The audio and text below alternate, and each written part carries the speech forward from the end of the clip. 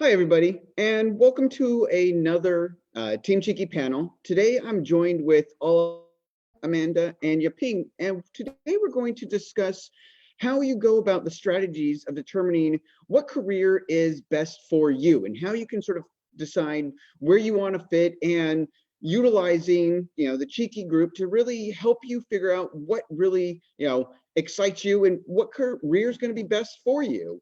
Yaping, would you mind telling us a little bit about like what drove you towards, the regulatory affairs and how you determined that this was the best position for you? Certainly.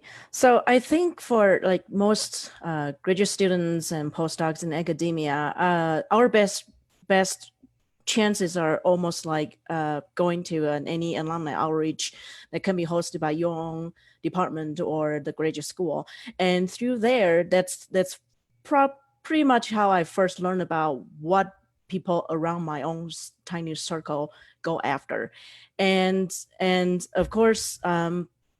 Uh, that's when I realized, a lot of them actually go into, say, medical affairs or regulatory affairs field.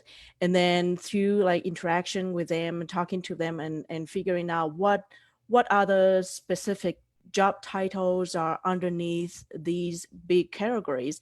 And that's how of course, like through talking to them and see what they deal with from day to day, and they kind of help me to narrow down and realize regulatory affairs is really something I'm really passionate about. Yep. No, thank you. Yeah, that's like a great way of really determining like, what is the, passion for you. Talking to those other people, actually, getting back and forth with people who are in the area. And because there are people who, there's a lot of different job titles and you're going to find that out by, meeting with people, and there's a lot of resources available for you to do that. And along that same note, Amanda, what were some of the resources that you utilized, and how did you really determine, where you wanted to lie and where your passion was for transitioning into industry? Thank you, Elliot, and thank you for bringing up this topic because I think based on our research, this is really important. We know from our own polls that about 50% of PhDs struggle with this issue. So I just want to give a shout out to all of you who are watching right now that if you're wondering what do I want to do in industry and struggling to try to figure it out, you are not alone. The good news is there are things that you can do to figure it out. And for me, a lot of it was taking advantage of the Cheeky resources, actually, even before I joined the association. So, like many of you, my days in academia were rather dark. And after earning my PhD, I had really low self esteem and imposter syndrome. And I was really wondering if transitioning to industry was even a possibility. I knew I did not want to be in academia anymore, but I didn't know what I could do in industry or if I would even be qualified for anything. And I remember my very first ray of hope or inkling of wanting to do medical writing was in going through a Cheeky article that had actually been written by someone who was an immigrant PhD who had really done good research to figure out what are the best industry roles for PhDs, because they knew they wanted to go into industry and they knew that their timeline was tighter than it would be for citizens because of visa challenges. So I was going through that article and I remember going through different positions and saying, no, this doesn't really sound like something I would feel confident doing. Not R&D, not sales. Like I couldn't imagine myself doing the tasks that it described in this article. But then I got to medical writing and it described somebody who prepares documents and slide decks and different types of writing for other industries, and that there were all different types of documents you could work on. And I remember thinking, oh yeah, that's right. During my PhD, I really like to think about how can I get my message across to other people. And so maybe this document preparation, this medical writing field would be a great choice for me. And that's how I got started on my journey.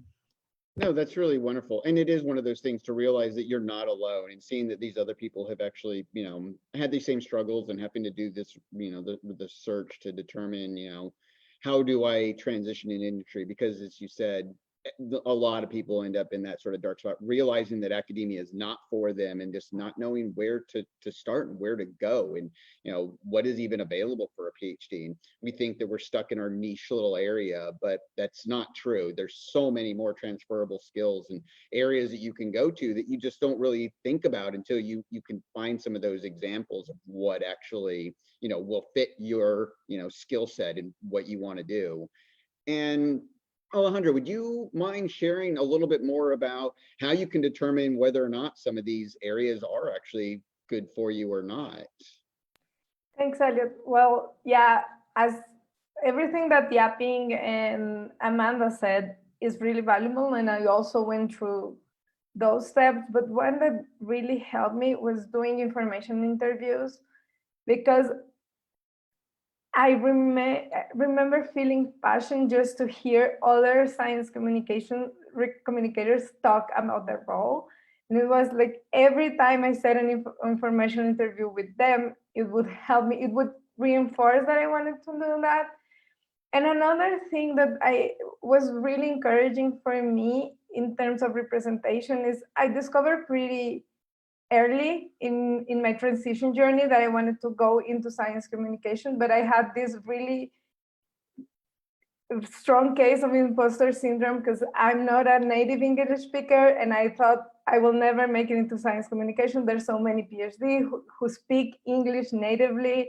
There's just no way. And just finding those other science communicators who were also non-native English speakers and would tell me their stories, how they didn't see their language as a handicap at all.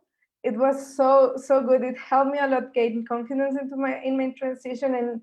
And I've said it before, and I say it again. I now see the fact that I speak several languages as a leverage, no longer as a handicap. So, yeah.